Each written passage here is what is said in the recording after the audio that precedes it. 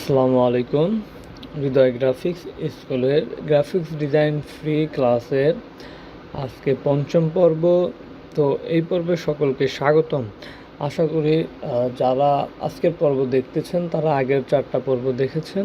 যদি না দেখে থাকেন ডেসক্রিপশনে দেওয়া লিঙ্ক থেকে দেখে আসবেন, অথবা চ্যানেলে গিয়ে প্লে লিস্টে পাবেন ইলাস্ট্রেটর এপিসোড নামে যে প্লে লিস্ট আছে, সেই প্লে লিস্টে ঢুকে একদম 1 নম্বর পর্ব থেকে দেখতে দেখতে আসুন, তাহলে আপনার বুঝতে সুবিধা হবে।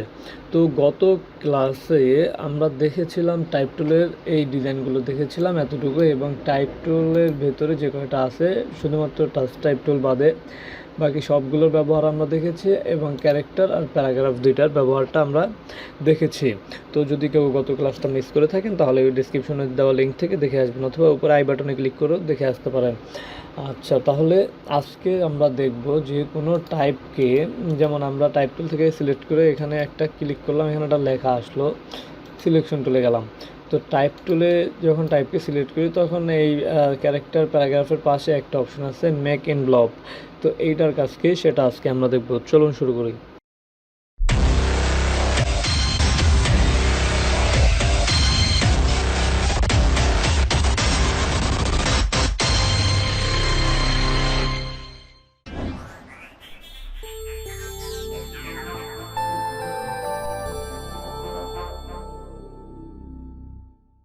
তো বন্ধুরা, আজকে আমরা শুরু করব। তার আগে আমরা একটা লেখা নেই, টাইপ টুল ক্লিক করলাম, এরপর এখানে একটা ক্লিক করলাম, সিলেকশন টুলে গেলাম। তাহলে এখানে বাই ডিফল্টভাবে লোরেম ইসলাম লেখাটা চলে আসে, সেটা সবাই জানেন এখন। তো এটাকে বড় করার জন্য শিফট চেপে ধরে মাউসের ওকে বাটন টান দিয়ে বড় করে দিলাম। এখন আমরা এই ডিজাইনটাকে সিলেক্ট করে চলে যাব মেক ইন ব্লক। দেখেন মেক ইন ব্লকে আসার পরে যদি প্রিভিউতে ক্লিক করি, প্রিভিউতে ক্লিক করলে দেখবেন যে কি ডিজাইনটা চেঞ্জ হয়ে গেছে। যত আমরা এই পয়েন্টারটাকে বেন্ড পয়েন্টটাকে বাড়িয়ে দিব তত এটাকে কি রাউন্ড হবে। আবার এই যে সেন্টার পয়েন্টটা যদি এই পাশে নিয়ে আসি তাহলে কিন্তু নিচের দিকে অপোজিট সাইডে রাউন্ড হবে। এটা হলো গিয়ে হরিজন্টাল। যদি ভার্টিক্যালি দিতাম তাহলে কিন্তু এইভাবে রাউন্ড ঘুরতো লেখাটা। আচ্ছা, আমরা হরিজন্টাল রাখি। এরপর এখানে এআরসি আছে, আমরা এখানে ক্লিক করে এআরসি লোয়ার দিলাম। তাহলে দেখেন কি হয়, যত এদিকে নিব তত আবার ওইভাবে করে বড় হবে। হরিজন্টাল দিলে এরকম।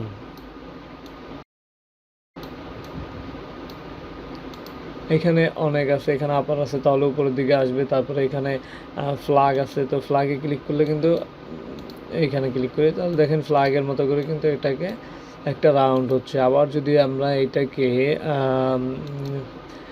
এরকম দিতে পারেন, আবার ফিশ আছে, ফিশ দিলে মাছের মতো করে এটা কিন্তু রাউন্ড হয়ে যাবে। এরপর হরিজন্টাল ভার্টিক্যাল আপনি এগুলোকে একটু আপ ডাউন করে ডিজাইনটাকে আরেকটু সুন্দর করে নিতে পারবেন। তো আজকে আমরা শুধু এইটাই দেখব না, এর সাথে আমরা আরও দেখব, সেটা হলো গিয়ে অফসেট পাথ। তো অফসেট পাথটা কি আসলে এবং কোথায় আছে সেটা আমরা দেখি। যেমন আমরা দেখেছি অফসেট পাথটা হলো রেক্ট্যাঙ্গেলটা মোটামুটি নিতে এখন সবাই পারেন। রেক্ট্যাঙ্গেল নিয়ে পরবর্তী ক্লাস আলোচনা করা হবে। তো রেক্ট্যাঙ্গেল সিলেক্ট করে ওকে ধরে একটা টান দিলে একটা রেক্ট্যাঙ্গেল আসে, এবং এটাকে যদি আমরা শিফট চেপে ধরে টান দিতাম তাহলে চারদিক থেকে সমানভাবে আসতো। যদি কিবোর্ডের শিফট চাপ দিয়ে ধরে টান দিতাম তাহলে চারপাশে সমানভাবে আসতো।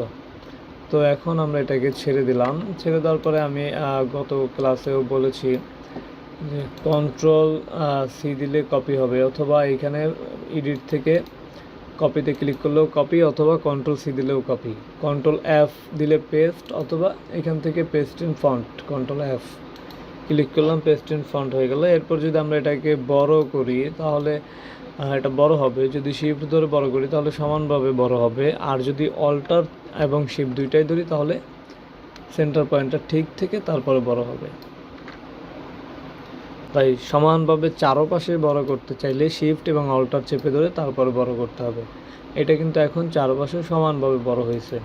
কিন্তু দেখেন এটাকে আমরা কপি করি, কন্ট্রোল সি অথবা এডিট থেকে কপি, তারপর কন্ট্রোল এফ দিয়ে পেস্ট, অথবা পেস্ট ইন ফন্ট।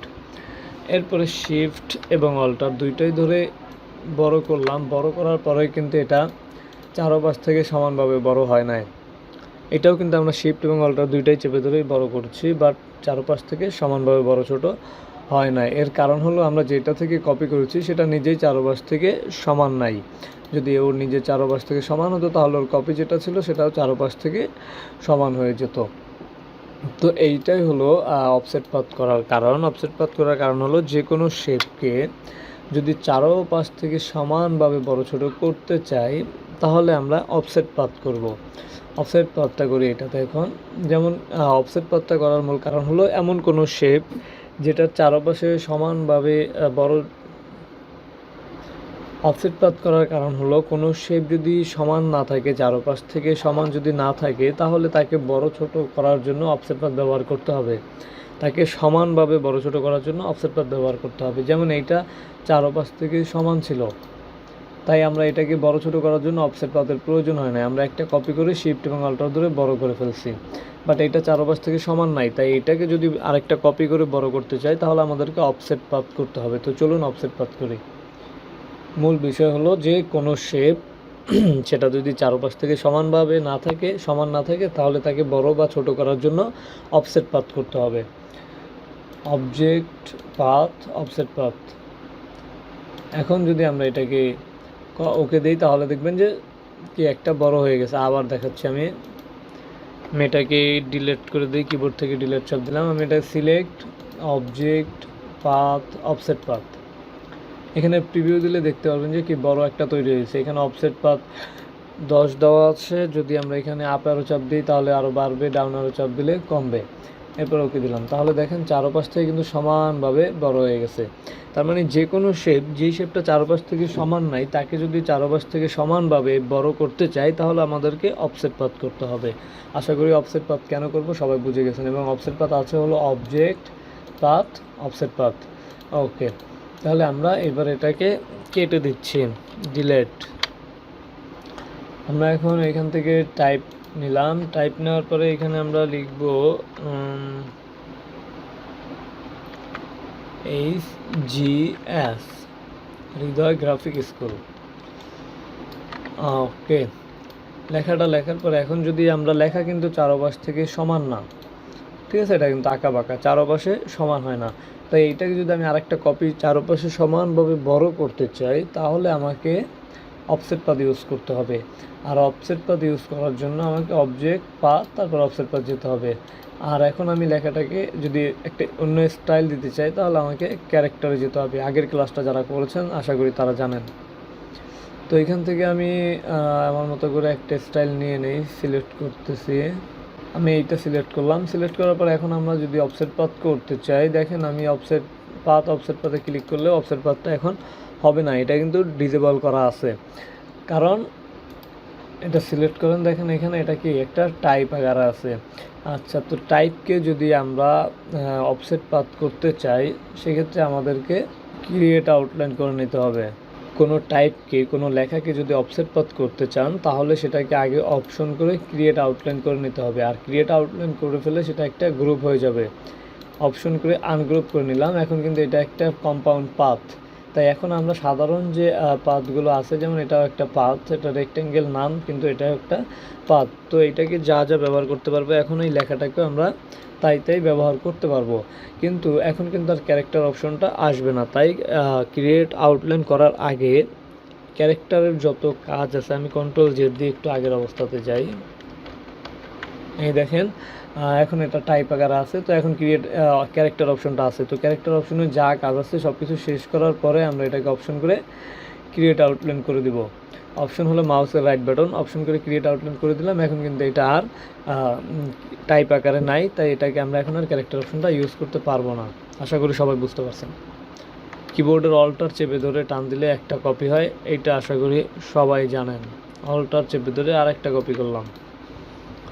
প্রথমটাকে সিলেক্ট করে অবজেক্ট পাথ, অফসেট পাথ। এখন আমরা অফসেট পাথটা ইউজ করতে পারবো কারণ আমরা ক্রিয়েট আউটলাইন করে ফেলছি। প্রিভিউ দিলেই দেখতে পারবো যে এখানে 59 পিক্সেল দেওয়া আছে। 59 পিক্সেল চারপাশে সমানভাবে বড় ছোট হয়ে গেছে। আমরা এটাকে আর একটু কমাই। মনে রাখবেন যে একটার সাথে আরেকটা যেন গ্যাপ না থাকে, গ্যাপ থাকলে কিন্তু হবে না।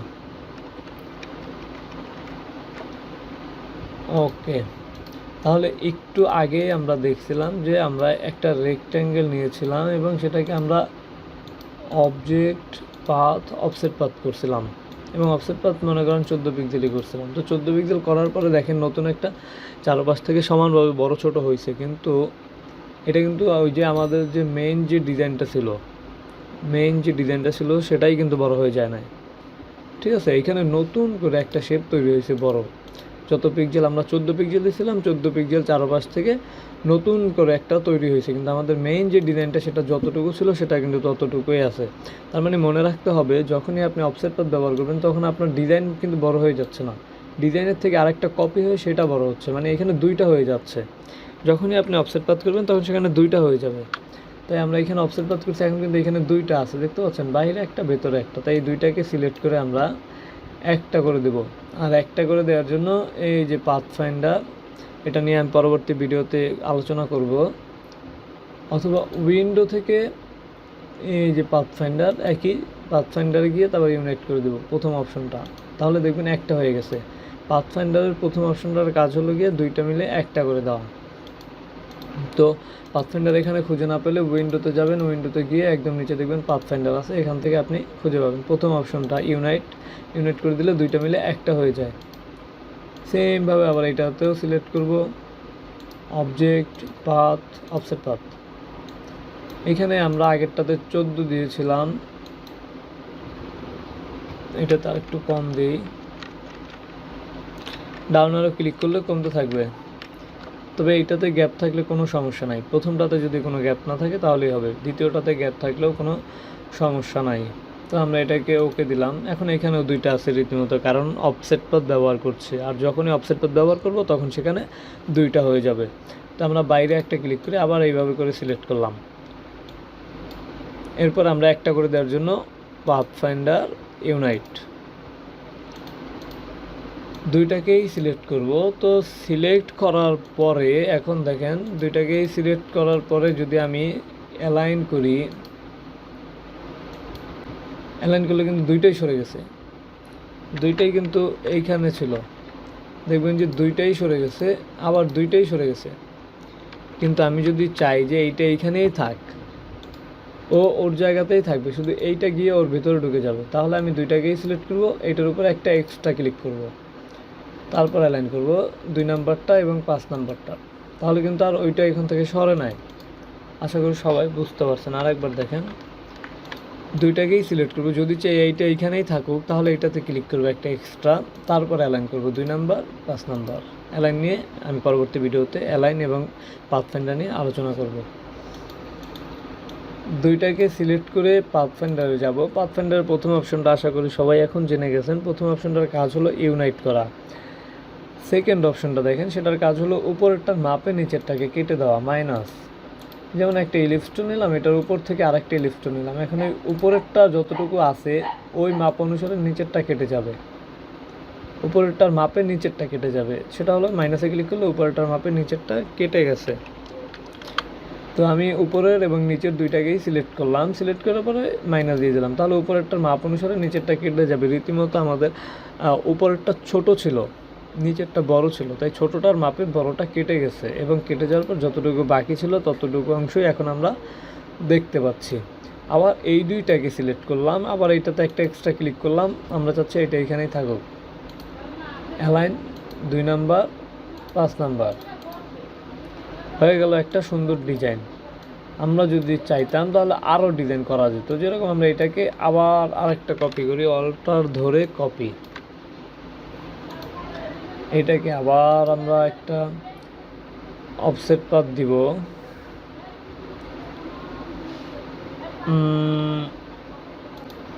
অফসেট পাথ দিলাম। আচ্ছা, এটাকে আমরা আবার 3টাই কপি করে রাখি, আবার একটাকে অফসেট পাথ দিব, সেম এরকম আরেকটা তৈরি করব, 9 পিক্সেল, আরেকটু বেশি দিই, 10 পিক্সেল। ওকে, দুইটাকেই সিলেক্ট করব, তারপরে পাথ ফাইন্ডার, তারপরে ইউনাইট। আশা করি সবাই আমার এখন বুঝতে পারছেন এই কাজটা। তারপরে আবার অবজেক্ট পাথ অফসেট পাথ, তারপরে আগেরটাতে যেহেতু 10 দিয়েছি, এবারেরটা তার একটু কম দিতে হবে, 6 দিলাম, ওকে, দুইটাকেই সিলেক্ট, ইউনাইট। যেহেতু এটা প্রথম, এটা সেকেন্ড এবং এটা থার্ড, আমরা নতুন করে আবার করতেছি, ঠিক আছে। তো সেক্ষেত্রে এটা যেহেতু প্রথম, তাই প্রথমটাতে গ্যাপ থাকলে কিন্তু হবে না। যেহেতু গ্যাপ হয়ে গেছে, তাহলে এখন আমাদের উপায় কি? উপায় হলো অপশন করে আনগ্রুপ করে দেওয়া। এরপর এই এইচটাকে আবার অপশন করে আনগ্রুপ করে দেওয়া। এরপরে যেহেতু এই দুইটা কানেক্ট আছে এবং এই দুইটা কানেক্ট আছে, তাই আমরা কি একটা সিলেক্ট করব, আবার শিফট চেপে ধরে এই একটাকে সিলেক্ট করব। কারণ আমরা প্রথম ক্লাসেই দ্বিতীয় ক্লাসে দেখেছি যে একটা সিলেক্ট করে আরেকটা সিলেক্ট করলে আগেরটা কিন্তু থাকতেছে না। যদি এইটাও রাখতে চাই, এইটাও রাখতে চাই, তাহলে আমার কী করতে হবে? একটা সিলেক্ট করে শিফট চেপে ধরে আরেকটা সিলেক্ট করতে হবে, তাহলে দুইটাই থাকবে। এরপর একটা এখানে এক্সট্রা ক্লিক করলাম যাতে এটা এখানেই থাকে। তারপর অ্যালাইন থেকে 2 নাম্বার, 5 নাম্বার। এরপর আবার এই দুইটাকে সিলেক্ট করে মাইনাস করে দিলাম, উপরেরটা মাপে নিচেরটা কেটে গেল। একটা সিলেক্ট, শিফট ধরে আর একটা সিলেক্ট, আবার এখানে একটা ক্লিক, অ্যালাইন থেকে 2 নাম্বার, 5 নাম্বার, আবার এই দুইটাকে সিলেক্ট করে মাইনাস। আশা করি এইবার সবাই বুঝতে পারছেন। এরপর পুরোটাকে সিলেক্ট করে কন্ট্রোল জি, গ্রুপ।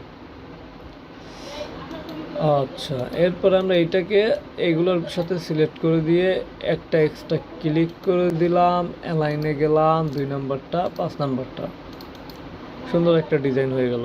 আমরা আবার এই পুরো ডিজাইনটাকে সিলেক্ট করে কন্ট্রোল জি, গ্রুপ। এরপর এই দুইটাকে সিলেক্ট করব, একটা ক্লিক করলাম এক্সট্রা, তারপর অ্যালাইন থেকে 2 নাম্বারটা, 5 নাম্বারটা, তাহলে কিন্তু সুন্দর একটা ডিজাইন হয়ে গেল। তাহলেই হলো আমাদের একটা ডিজাইন হয়ে গেল। তো আশা করি সবাই আমাদের ডিজাইনটা বুঝতে পারছেন। এরপর আমরা একটা সিলেক্ট করব, এখানে ডাবল ক্লিক করে একটা কালার দিয়ে দিলাম। পরে এটা গ্রুপ করা ছিল, আনগ্রুপ করে নিলাম। আনগ্রুপ করার নিয়ম হলো অপশন করে এখানে আনগ্রুপ পাবেন, আনগ্রুপ করে নেবেন। তাহলে আমরা এর পরেরটাকে সিলেক্ট করে আবার অন্য একটা কালার দিই।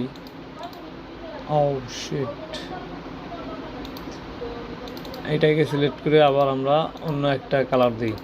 তো আশা করি সবাই ডিজাইনটা বুঝতে পারছেন এবং আমাদের ফেসবুক গ্রুপে সবাই অ্যাড হয়ে নেবেন এবং সবাই আজকের ক্লাসটা প্র্যাকটিস করবেন, নিজের নাম দিয়ে প্র্যাকটিস করবেন।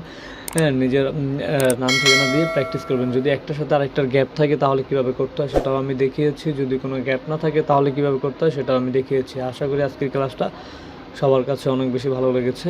তো যদি ভালো লাগে অবশ্যই সাবস্ক্রাইব করে দেবেন, আর যদি এখন অলরেডি সাবস্ক্রাইবার হয়ে থাকেন তাহলে অসংখ্য ধন্যবাদ, এবং আপনার ফ্রেন্ড সার্কেলদের কাছে এই ভিডিওগুলো শেয়ার করে দেবেন। এতে করে সবার উপকার হবে। আশা করি সবাই আমাদের এই ভিডিওগুলো দেখলে কিছু একটা শিখতে পারবে। তো এতক্ষণ সাথে থাকার জন্য সবাইকে ধন্যবাদ।